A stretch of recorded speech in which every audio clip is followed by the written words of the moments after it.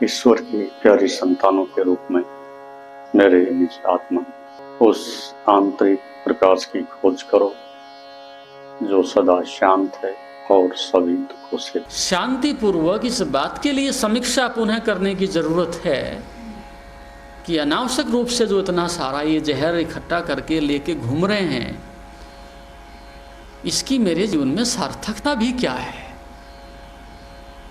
कौन सी सार्थकता है उससे? कौन सा अमृत उससे मुझे मिल रहा है जो मैं लोगों की गालियां भी, भूत और भविष्य की योजनाएं भी, आगे आने वाली संभावनाएं भी, पड़ोसी की भी, अपने की भी, सब की जो है इकट्ठी करके और उसकी जुगाली करता रहता हूँ जानवर की तरह से, उस सब की सार्थकता क्या है इसमें? और जब तक जो है आपकी इसके प्रति ऊब पैदा नहीं होती,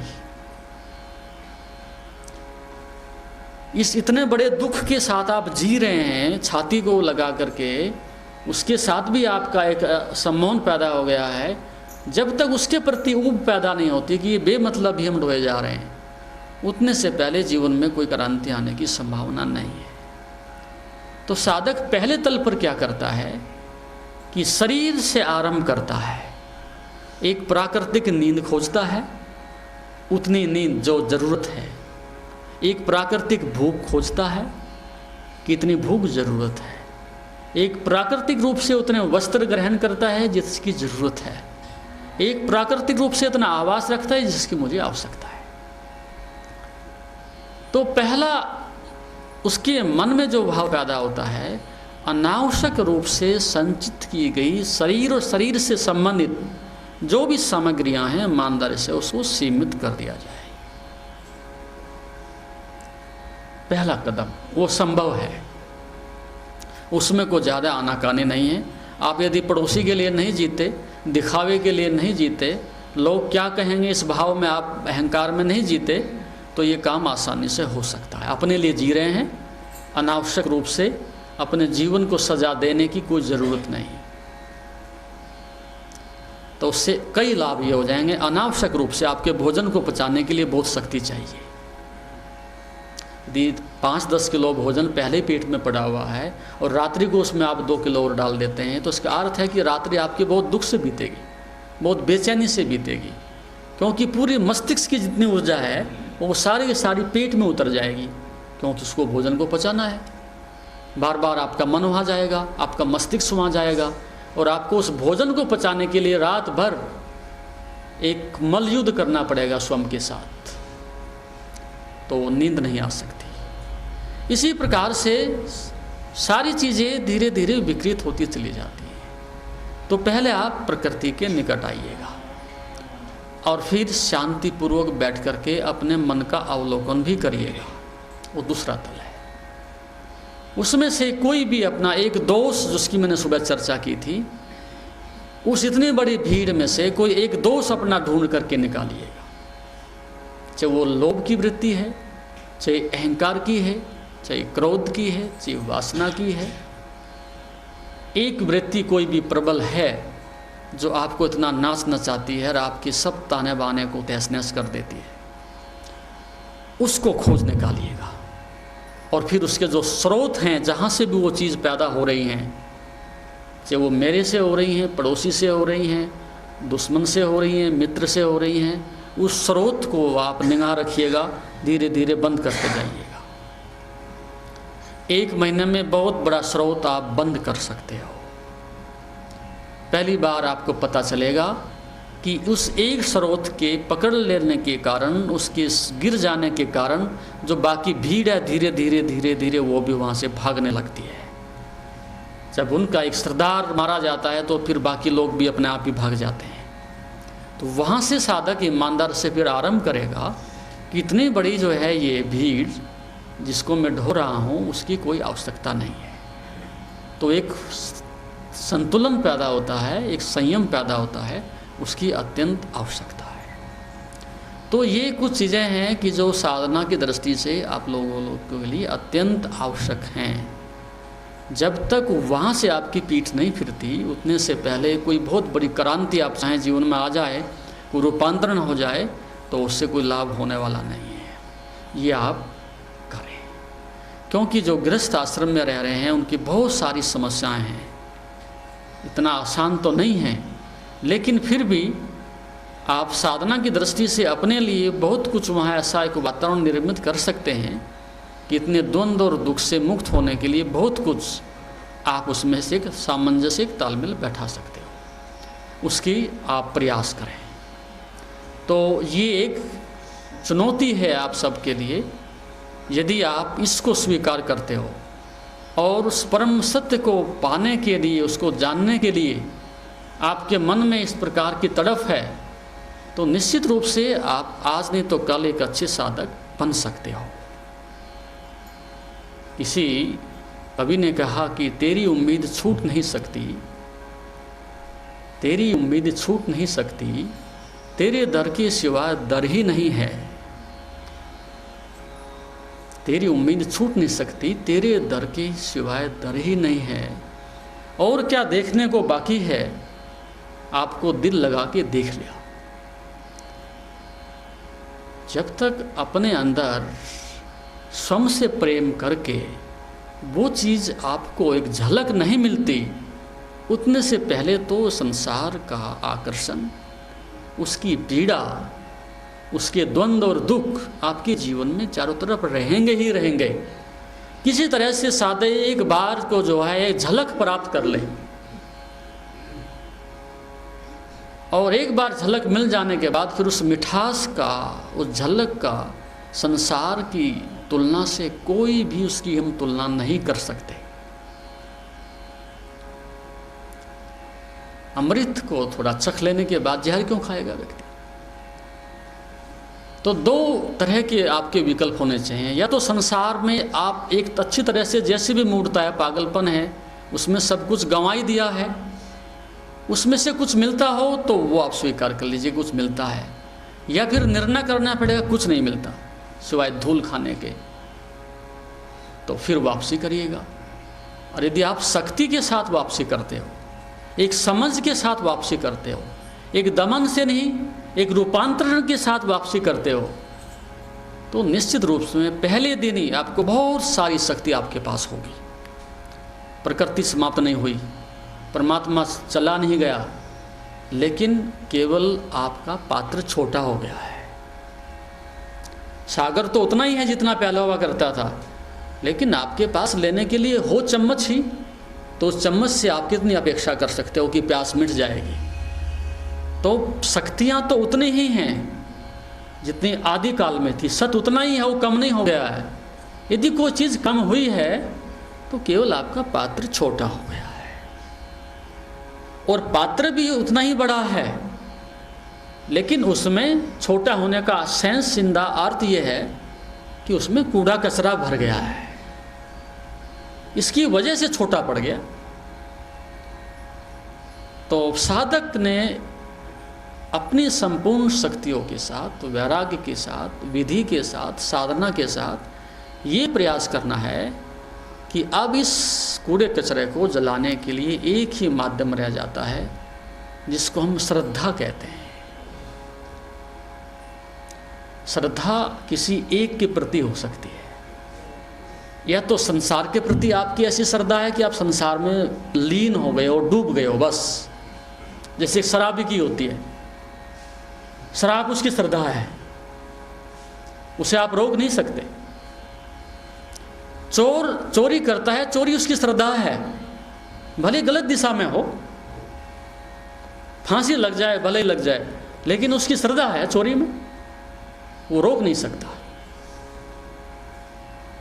और एक आदमी दुष्टता के साथ भी श्रद्धा कर सकता है, जहर को भी अपने जीवन को समर्पित कर सकता है, तो तुम्हें तो कम से कम अपने अमृत के प्रति इतना प्रेम तो होना चाहिए, सत्य के प्रति इतना आदर तो होना चाहिए कि हम उसके प्रति समर्पित हो जाएं। देखा धनी आदमी को, कैसी श्रद्धा है उसकी, देखने जैसी है। कंजूस आदमी की श्रद्धा, एक एक पैसा उसकी आत्मा है, किसी के साथ कोई समझौता नहीं, एक पैसा उसके लिए बहुत बड़ी बात है। ऐसा एक जादूगर आया नगरी में, कई दिन तक लोग उसका खेल देखते रहे, बड़ी शोहरत फैली, बड़ा प्रचार हुआ, बड़ा नाम हुआ। उस नगर का जो सबसे बड़ा कंजूस आदमी था, उसके बेटे ने कई बार कहा, पिताजी हमें भी दिखा दो। पत्नी ने कई बार कहा, महाराज हमें भी दर्शन करा दो। इतना ठहरो, तुम्हें पता है कितने परिश्रम से धन आया है ये। उन्होंने कहा, जी अंबार लग रहे हैं, गरीब गरीब आदमी जिनके पैरों में जूते नहीं, तन पर कपड़ा नहीं, वो भी देखने जा रहे हैं। आप तो इतने बड़े धनी हो इस नगर के, मतलब तभी तो धनी हो कि कुछ निकलने नहीं देता। यदि मैं निकलने देता ऐसे तुम्हारे कहने से, तो धनी होते कैसे? धनी होने का मतलब यही है, हवा नहीं बाहर निकलने देता। अंतिम दिन आ गया, पड़ोसी भी कहते रहे, घर वाले भी कहते रहे, लेकिन वो टस से मस नहीं हुए। फिर सोचा यार बड़ी इंसल्ट हो रही है, इतने लोग कह रहे हैं, चलो। वो खिड़की तक चले गए, अंतिम शो है। उस व्यक्ति ने कहा कि 3 रुपये लगेंगे 3 लोगों के। उसने कहा यार 2 से नहीं चलेगा। क्या 2 रुपये से नहीं चलेगा? बोला भागो, इतना टाइम हमारे पास नहीं, पिछले वाले को आने दे, बहुत बड़ी लाइन है, यहाँ कोई बार्गेनिंग नहीं होती है, सौदा नहीं है, 3 से कोई कम नहीं। और कोई विकल्प नहीं था, कोई समय भी नहीं था। मुश्किल से 3 रुपये सड़े हुए निकाल करके उसने दिए। पीछे जो आदमी खड़ा था झट से लाइन से निकल करके बाहर भाग गया। उसने कहा ठहर भैया, तुम क्यों जा रहे हो? अभी तो हमारे पास जगह, अंदर सीट खाली है। बोला जो जादूगर दिखा सकता है उससे बड़ा चमत्कार तो ये हो गया। वो अंदर वाला चमत्कार तो कुछ भी नहीं, मेरा तो प्रेम ही खत्म हो गया, आकर्षण खत्म हो गया कि अंदर जादूगर क्या दिखाएगा। इस नगर के महाकंजूस आदमी ने 3 रुपये दे दिए, तो मुझे वहाँ 1 रुपया खर्च करने की जरूरत नहीं है। तो धनी आदमी भी धन की इतनी मर्यादा, इतना प्रेम, इतनी आस्था रखता है, तो उसकी श्रद्धा है, लेकिन गलत दिशा में श्रद्धा है, ये बात अलग है। वो श्रद्धा उसको नरक में ले जाए, उसे वो भी स्वीकार है, लेकिन वो अपनी बात पर अड़िग है। लेकिन साधक की सकारात्मक श्रद्धा भी, प्रेम देने वाली श्रद्धा भी, सत्य देने वाली श्रद्धा भी, उस पर भी संदेह होता है, उसमें भी कंजूसी करता है। तो जब तक आप इतनी दीवानगी नहीं दिखाते, इतना साहस नहीं दिखाते, और सत्य पर आपको उतना भरोसा नहीं आता कि मुझे ये आश्रय दे सकता है, मुझे शांति दे सकता है, आनंद दे सकता है, तो आप साधक नहीं बन सकते। तो श्रद्धा को बढ़ाने के लिए जो सूत्र हैं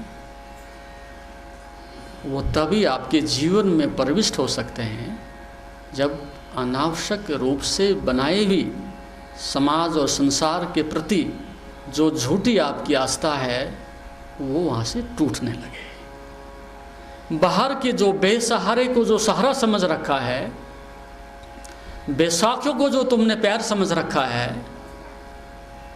कागज की नाव को जो आपने जिहाज समझ रखा है, जब तक ये आपके अंदर से विवेक नहीं जगता कि संसार मुझे ले जा कहाँ तक सकता है,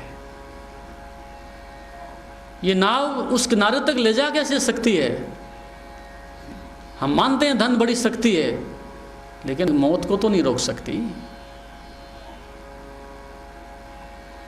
जब मौत आती है तो पूछती है कि तुम्हारी तिजोरी में कितना रखा है कि मैं स्थगित करूं कि ना करूं।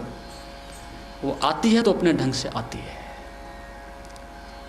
गरीबी आती है अपने ढंग से आती है, अमीरी अपने ढंग से आती है, अपमान अपने ढंग से आता है, संसार अपने ढंग से आता जाता है, आप कुछ नहीं रोक सकते। लेकिन फिर भी हम संघर्ष तो कर ही सकते हैं, और उस संघर्ष में तुम हारते हो और कुछ भी नहीं। छीनने की कोशिश तो आप खूब करते हो, संघर्ष भी खूब करते हो, लेकिन उस संघर्ष में अपनी शक्ति और समय को नष्ट करते हो, हाथ में फिर भी कुछ नहीं आता। जीत फिर भी दुष्ट की ही होती है, लेकिन अहंकार है वो सदैव प्रयास करता है कि शायद जीत ही जाए, लेकिन अब तक जीते नहीं हो।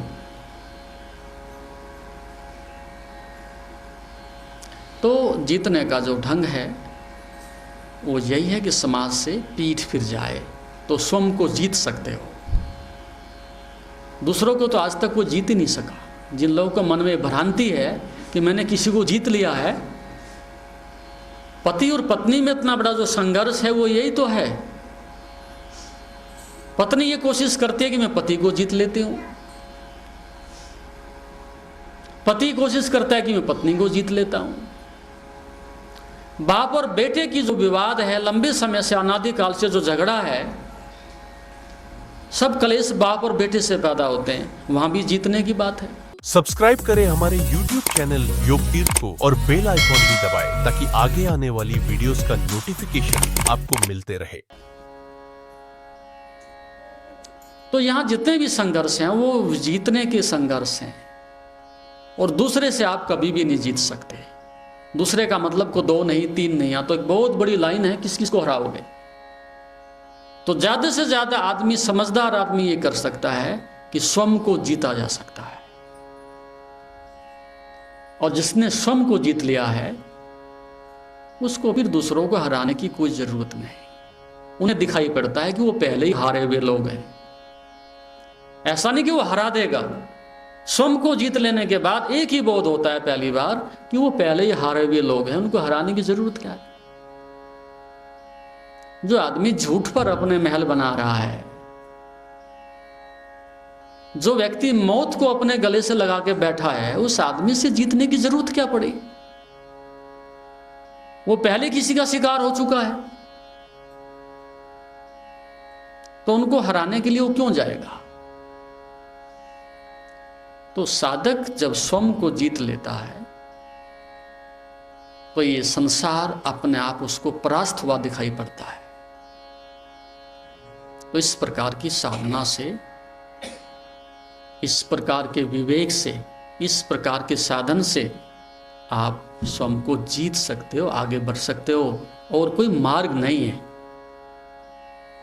आप ऐसे अपने मन में भ्रांति तो बहुत कुछ बना करके बैठ जाते हो कि शायद कोई शॉर्टकट, लेकिन अध्यात्म में कोई शॉर्टकट नहीं होता। यहां तो 2 और 2 4 ही होते हैं। गुरु आपके ऊपर कृपा के रूप में इतना कुछ कर देता है कि आपको मार्ग बता देता है, तो बहुत बड़ी कृपा है ये। लेकिन जब आप ये सोचते हो कि सत्य भी गुरु दे देगा और मोक्ष भी गुरु ही देगा,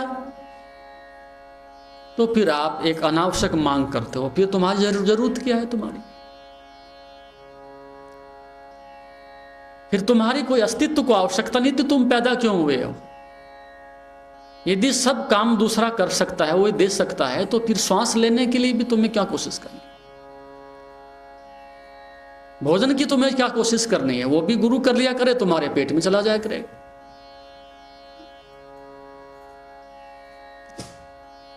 मैं नकार नहीं रहा, गुरु बहुत कुछ है,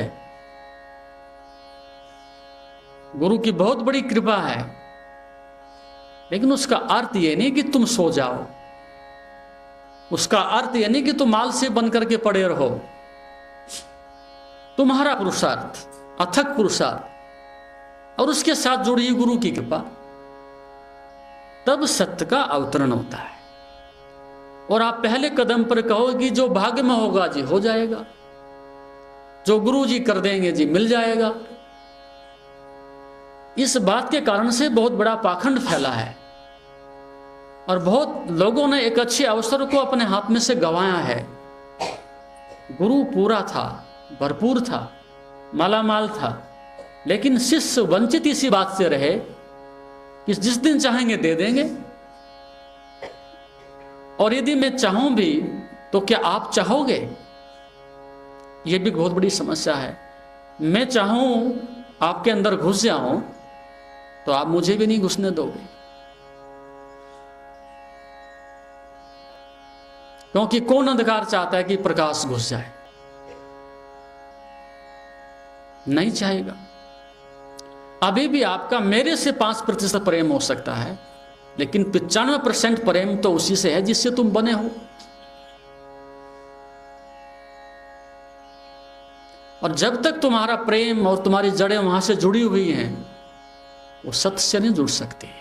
तो गुरु कई बार प्रवेश करता है तुम्हारे अंदर, ऐसी बात नहीं करता, कई बार प्रवेश करता है, लेकिन ऐसी दयनीय अवस्था पाता है कि वहां सब द्वार दीवार की तरह से बंद होते हैं।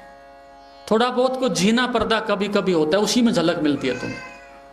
साधना करते करते कई बार पर्दा काफी झीना हो जाता है, उस अवस्था में तुम एक कदम एक पौड़ी ऊपर चढ़ जाते हो, अन्यथा बिल्कुल ब्लाइंड, एकदम से दीवार की भांति है आपका अंतःकरण। उसमें कहीं से भी कोशिश करें घुसने के लिए, कोई दरवाजा नहीं बचता। तो फिर गुरु को भी निराश और हताश होकर के वापिस लौटना पड़ता। मदद तो करना चाहते थे, लेकिन मदद भी तभी की जा सकती ना कि दूसरा व्यक्ति उसके लिए पात्रता भी अर्जित करता। वो जगह खाली नहीं मिलती। इस प्रकार से उस श्रद्धा को जन्म देने के लिए, उस परम सत्य को जानने के लिए आपको इस भ्रांति को हटा देना चाहिए। हम खूब पुरुषार्थ करेंगे, अथक पुरुषार्थ करेंगे और उसके साथ केवल प्रार्थना करेंगे, कृपा हो जाए और हमारी पात्रता हो तो हम प्रतीक्षा करेंगे। क्या करेंगे? प्रतीक्षा करेंगे। और प्रतीक्षा करना इतना आसान नहीं होता। श्रद्धावान तो अनंत काल तक भी प्रतीक्षा कर सकता है, लेकिन अहंकारी आदमी कभी प्रतीक्षा नहीं करता। अहंकारी आदमियों का सबसे बड़ा दोष है कि जहां भी प्रतीक्षा की बात आती है, सपोज आपके घर में आए और उससे 5 मिनट गेट पर खड़ा होना पड़ जाए, बहुत पीड़ा होती है। उखाड़ के फेंक दे ऐसा मन होता है। अंदर आता है तो वो चाय तक पीने की बात नहीं करता, पहले उस भड़ास को निकालने की कोशिश करता है। तुम्हारी हिम्मत कैसे हुई? जैसा कि आप जानते हैं, शरीर को स्वस्थ और मन को शांत बनाने के लिए योग ही एकमात्र साधन है। जीवन को योगमय बनाने के लिए व योग दर्शन के मर्म को आत्मसात करने हेतु गुरुदेव के आशीर्वचनों को श्रवण करें। उनके द्वारा दिया गया मार्गदर्शन आपके जीवन में सकारात्मक बदलाव लाएगा। अगर आप पतंजलि योग दर्शन सीखना चाहते हैं और इस प्राचीन ज्ञान को अपने जीवन में शामिल करना चाहते हैं तो हमसे संपर्क करें। हमारे योग सत्र न केवल आपके शरीर को स्वस्थ बनाएंगे, बल्कि आपके मन और आत्मा को भी संतुलित करेंगे। अधिक जानकारी के लिए हमें नीचे दिए गए विवरणों पर संपर्क करें। हमारे साथ इस योग यात्रा की शुरुआत करें और अपने जीवन को शांति और सकारात्मक ऊर्जा से भरें। धन्यवाद। आपका दिन शुभ हो। ओम नमस्ते।